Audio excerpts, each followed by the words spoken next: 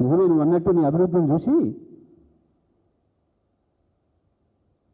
కేసీఆరే కాదు తెలంగాణ వాదులు అందరూ బాధపడుతున్నారు. తెలంగాణ బిడ్డలు ఏ దేశంలో ఉన్నా కూడా ఏడుస్తున్నారు. నేను ఇష్టపడి నిన్ను అభిమానించి అమెరికాలో ఆదరించిన వాళ్ళు కూడా అయ్యో ఎందుకు ఇచ్చిన మన మద్దతు అని చెప్పి బాధపడుతున్నారు. ఇవాళ ఒక కేసీఆర్ ఎందుకు బాధపడుతున్నాడు, తెలంగాణ మంచిగా కూడా అందరూ బాధపడుతున్నారు.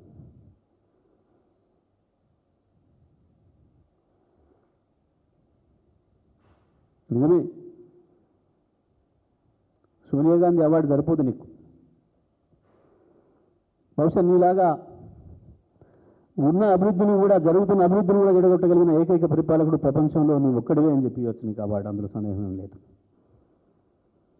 దానికి ఆస్కార్ ఇస్తారా ఏ స్కార్ ఇస్తారా దానికి ఏ స్కార్ పేరు పెడతారో కానీ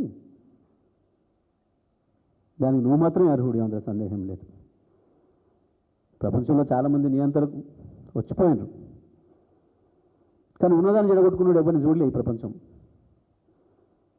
మొదటిసారిగా నిన్నే చూస్తుంది, దానికి ఇవ్వచ్చు అవార్డు.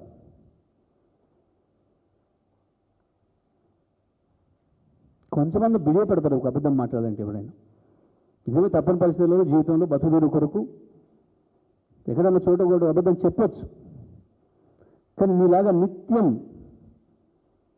పొద్దున్న లేస్తే అబద్ధమే సిగ్గుపడేంత పద్ధతిలో నువ్వు చెప్తున్న అబద్ధాలు తప్పకుండా ఆస్కార్ అవార్డుకి అర్హునివి, సందేహం ఏం లేదు. సోనియా గాంధీ అవార్డుకే సంతోషపడుతున్నావు. నవ్వుకుంటారన్న సోయి ఉండొద్దా? ఏముంది దాంట్లో? నేను రాలేకపోతున్నా నువ్వు పిలిచినావు కానీ అన్నందుకు ఫర్ మీ ఎవరు రాసిచ్చాడో కదా, ఆ రాసిచ్చినోడికి నీకు కోపం ఉన్నట్టుంది. మొదలు అది చూసుకో. నువ్వు పెట్టుకున్న పేరు వాళ్ళు ఎవరో, నీకు రాసిస్తున్న వాళ్ళు ఎవరో, నీ పరువు తీయడానికి ఇస్తున్నారా, మరి వాళ్ళు ఇస్తున్నారా, నీ సొంతంగా మాట్లాడుతున్నావా? నువ్వు ముఖ్యమంత్రివి, అది మా బాధ. నువ్వు వ్యక్తిగా రేవంత్ రెడ్డి అయితే మాకు ఎవరికి పట్టింపు లేదు నీ గురించి. ముఖ్యమంత్రివి కదా, మీ ముఖ్యమంత్రి ఎవరు అంటే ఏం చెప్పాలి? తెలంగాణ ప్రజలు ఎక్కడున్న ప్రపంచంలో ఎందుకు అందరు తలదించుకుంటాడు చేస్తున్నావు? కూర్చున్నావు నువ్వు ఆ కుర్చీలో, మా నుంచి ఏమి ఇబ్బంది లేదు. నువ్వు లేచిపోతానన్నా ఆ కుర్చీలో నిన్నే కూర్చోబెట్టాలనుకుంటున్నాం మేము 5 ఏళ్ళు. సరే నీ పక్కన ఉన్నతో నీకు భయం ఉంటే ఓకే, సరే దాని కొరకే చేసుకుంటున్నట్టున్నావు ఫోన్ ట్యాపింగ్. మీ మంత్రులది, ఈ మంత్రుల ఫోన్ ట్యాపింగ్ చేసుకుంటున్నావు అని చెప్పి ఏడుస్తున్నారు.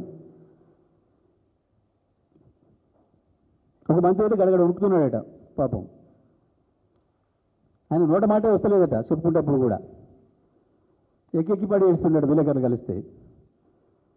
ఏం చేయాలి పోయి ఏమన్నా మొత్తం రికార్డ్ చేసినట్టుండు, నేను చాలా మాట్లాడకూడని అన్ని అని చెప్పి చెప్తున్నాడు ఆయన. ఫోనే మార్చేసిండడు ఇప్పుడు, డబ్బా ఫోన్ పెట్టుకున్నాడు మళ్ళీ నిన్నమన్నా ఒక మంత్రి.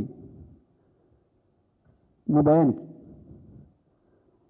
ఓకే, వాళ్ళని చేసుకో, నీ ఇష్టం. నీ పదవిని కాపాడుకోవడం కొరకు నువ్వేం చేసుకుంటావు అని నీ ఇష్టం. కానీ ప్రజలుగా మా పరువు తీయకు, తెలంగాణ బిడ్డల పరువు తీయకు. నీ అద్భుతమైన నటన కౌశల్యంతో ఈ చెత్త మాటలు మాట్లాడకు, బంద్ చేసుకో. ముఖ్యమంత్రిగా ఇంకా 5 ఏళ్ళు ఉండాలని కోరుకుంటున్నాం, కానీ మీ వాళ్ళు ఎప్పుడు వ్యక్తారో మాకు తెలియదు, కానీ మేము మాత్రం దానికి మద్దతు ఇవ్వం.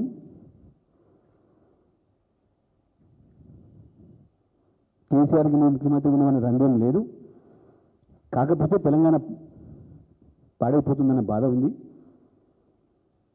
దానికి నిర్ణయించలే నీ పార్టీ, నీ నాయకుడు, నీ నాయకురాలు. తెలంగాణ ప్రజలకు ఇచ్చిన కానుక ఇది.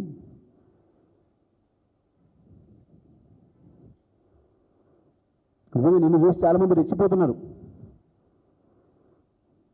తెలంగాణ కేసీఆర్ వేరియేషన్ అని చెప్పి కేసీఆర్ మీద కుట్రలు పన్నిన వాళ్ళు, తెలంగాణ వచ్చిన తర్వాత మేము దెబ్బతిన్నామని చెప్పి అనుకుంటున్న వాళ్ళు, నిత్యం కేసీఆర్ మీద ఏడ్చేటోళ్ళు ఇక కొంచెం రెచ్చిపోతున్నారు. సరే, వాళ్ళ సంగతి మేము చూసుకుంటాం. ఎవడు ఎంత రెచ్చిపోతున్నాడో, ఎట్లా నోరు బారేసుకుంటున్నారో వాళ్ళ సంగతి మేము చూసుకుంటాం, మాకేం ఇబ్బంది లేదు.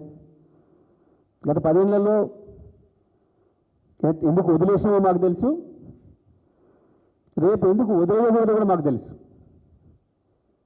మాకు ఇచ్చిన ఈ అనుభవం.